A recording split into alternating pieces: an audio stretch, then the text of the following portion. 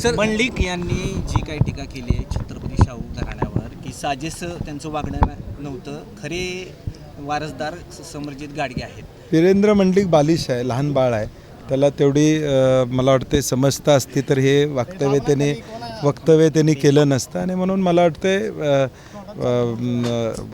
वयाप्रमाणे बोलण्याची आवश्यकता होती, परंतु कारण नसताना हे बोलून मला वाटते लोकांच्यामध्ये जी भावना आहे शाहू महाराजांच्याबद्दल ती काय बदलू शकणार नाही। सोशल मीडियावर मेसेज पण फिरवला जातोय की शाहू महाराजांना गादी देताना बराच गदारोळ झाला होता, मला वाटतं उद्या सुद्धा सराव मेळावा बंद पडला होता असं हे सगळं षडयंत्र भाजपचं आहे।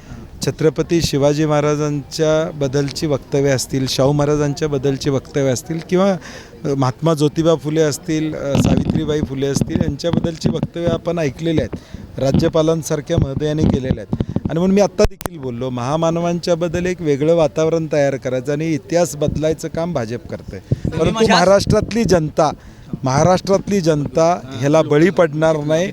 छत्रपती शिवाजी महाराज आणि छत्रपती शाहू महाराजांच्या विचाराचा वारसा निश्चितपणे पुढे घेऊन जातो। संजय मंडलिक यांना पराभूत जिंकण्यासाठी आपण जीवाचं रान केलं, आता पराभूत आपण त्याच उमेदवारांना पराभूत करण्यासाठी आपण आता आव्हान कसं पेलणार? महाविकास आघाडी म्हणून निश्चितपणे शाहू महाराज 3 लाख मतानं निवडून येतील आम्हाला खात्री आहे, कारण की लोकांचा उमेदवार म्हणून ते या ठिकाणी उभे आहेत आणि पहिल्यापासून म्हणतोय ही निवडणूक जनता विरुद्ध भाजप अशी निवडणूक आहे। मिलिंद देवरांनी आज टीका केली साहेब की काँग्रेस शिवसेना आणि बाळासाहेब ठाकरेंना मानत नाही आणि दलित विरोधी काँग्रेसची भूमिका आहे अशी मिलिंद देवरांनी टीका केली। मला वाटते 50 वर्ष मिलिंद देवरा काँग्रेसमध्ये होते, आता कदाचित त्यांना चिठ्ठी लिहून दिली असेल हे बोलण्यासाठी मला वाटतं। सांगलीमध्ये ठाकरे गटाने जी भूमिका घेतली आहे तो काँग्रेसचा बाली केला आहे अशी भूमिका घेतल्यामुळे कुठेतरी अविश्वासाचा नाही, सांगलीबद्दल बऱ्याच चर्चा झाल्या। विश्वजित कदमांनी प्रचंड प्रयत्न, पृथ्वीराज पाटील शहर अध्यक्ष असतील, विक्रम सावंत असतील यांनी प्रचंड पराकाष्ठा केली की ती सीट काँग्रेसला मिळावी। शेवटी पाडव्याच्या दिवशी ज्यावेळी ही आघाडी अंतिम जाहीर झाली त्यावेळी ही सीट शिवसेनेला त्या ठिकाणी गेली आणि म्हणून काही ॲडजस्टमेंट मी त्यावेळी म्हटलं की जवळजवळ 45 सीटा ह्या एकमतानं या राज्यामध्ये दिल्यात। 3-4 ठिकाणी थोडे मतभेद झालेले आहेत हे आम्हाला मान्य करावे लागेल, परंतु शेवटी महाविकास आघाडी म्हणून आमचा एजेंडा असेल की 48च्या 48 सीटावर जास्तीत जास्त प्रमाणात महाविकास आघाडीचे उमेदवार निवडून आणणं ही आमची जबाबदारी आहे। संजय मंडलिक यांनी दत्तक प्रकरण आता पुढे आणलेलं आहे। नाही, मला वाटतं त्याचा काही परिणाम या निवडणुकीमध्ये होणार नाही। मी परवा कोल्हापूरमध्ये स्पष्ट केलेलं आहे की कुठलाही मुद्दा हे कालबाह्य मुद्दे पुढं आले तरी त्याचा लोकांच्यावर परिणाम होणार नाही। स्वतःची निष्क्रियता लपवण्यासाठी संजय मंडलिक हे सगळं बोलत असतील तर मला त्यांची क्यू येते, कारण की जयंत पाटील म्हणले की 10 पैकी 7 ते 8 जागा येतील, काँग्रेसच्या किती येतील? कुठं राष्ट्रवादीच्या 7 येतील? नाही, निश्चितपणे आम्ही महाविकास आघाडी आता सर्वे येत आहेत, महाविकास आघाडीच्या 48 पैकी 39 जागा येतील या पद्धतीचे सर्वे आपण त्या ठिकाणी बघतोय। आम्हाला देखील खात्री आहे की 12-13च्या पुढं आमचा आकडा निश्चितपणे काँग्रेस पक्ष म्हणून निश्चितपणे जाईल।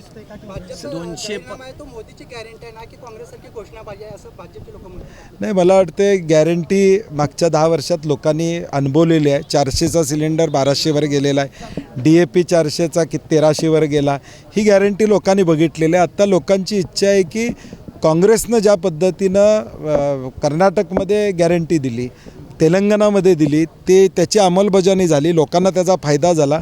आता लोकांचा कल हा काँग्रेसवर आलेला आहे, काँग्रेसच्या गॅरंटीवर लोक विश्वास ठेवणार आहेत। 200 पार होणार नाही म्हणताय, झालं तर नाही, होणारच नाही, 100% होणार नाही। जर होणार असतं स्वतःच्या ताकदीवर तर हे फोडाफोडीचं राजकारण केलं नसतं। एवढे पक्ष फोडण्याची गरज नाही। तुमचं जर कर्तृत्व 10 वर्षाचं एवढं मोठं असेल तर तुम्ही इतर पक्ष न फोडता स्वतःच्या कर्तृत्वावर या देशातली निवडणूक लढवायला पाहिजे होती। तुम्ही राज्य बालकींनी घेतली इथं सभा, भगीरथ बालकींना परत एकदा काँग्रेसकडनं नाही, आता शेवटी लोकसभा म्हणून त्यांनी एक मोठा निर्णय भालके गटाने घेतलेला आहे। आम्ही त्यांचं स्वागत या निमित्तानं या ठिकाणी करतो की त्यांनी एक चांगला निर्णय घेतलेला आहे बाकीच्या चर्चा प्रणितीताई शिंदेसाहेब आम्ही मिळून त्यांच्या बाबतीत पुढच्या भविष्यकाळातल्या चर्चा आम्ही करू ते आत्ताच सांगणं संयुक्तिक सर राहणार तुम्ही महाविकास आघाडी बोलताय, पण महाविकास आघाडीमध्ये आज ज्या तुम्ही आता जे स्टेज राजकीय स्टेज आहे प्रणित शिंदे यांचं, पण आज जे स्टेज झालं त्याच्यामध्ये महायुतीमधून शरद पवार गटातून एकही कोणी दिसून आलं नाही, नाही. महायुती नाही, महाविकास आघाडी. महाविकास आघाडी. त्यामुळं मुळात काय सगळ्या तालुक्यामध्ये प्रत्येकाचे वेगवेगळे मेळावे होतात, सगळीकडे होतात. शिवसेनेचा वेगळा मेळावा होतो, ज्या त्या गटाचे वेगवेगळे मेळावे होतात. त्यामुळे तसा काय अडचण नाही. शेवटी प्रवाह कुठं चंद्रभागा कुठं जाणार आहे हे महत्त्वाचं आहे. प्रवाह सगळा जो जाणार आहे तो शेवटी काँग्रेसकडेच जाणार आहे. सोलापूरमध्ये भाजपला उमेदवार आयात करावं लागले यंदाची. नाही, तेच पहिलं अपयश आहे. म्हणजे उमेदवार आयात करायला लागले, इथनं अपयशी सुरुवात आहे की त्यांना सोलापूर मतदारसंघातला उमेदवार त्या ठिकाणी देता आला, ही अपयशाची सुरुवात आहे. किती लाखाचं लीड मिळत? नाही, आम्ही सांगितलं, सगळे लोकच सांगतात आता 2.5 लाखाच्या पुढे जाईल. धन्यवाद.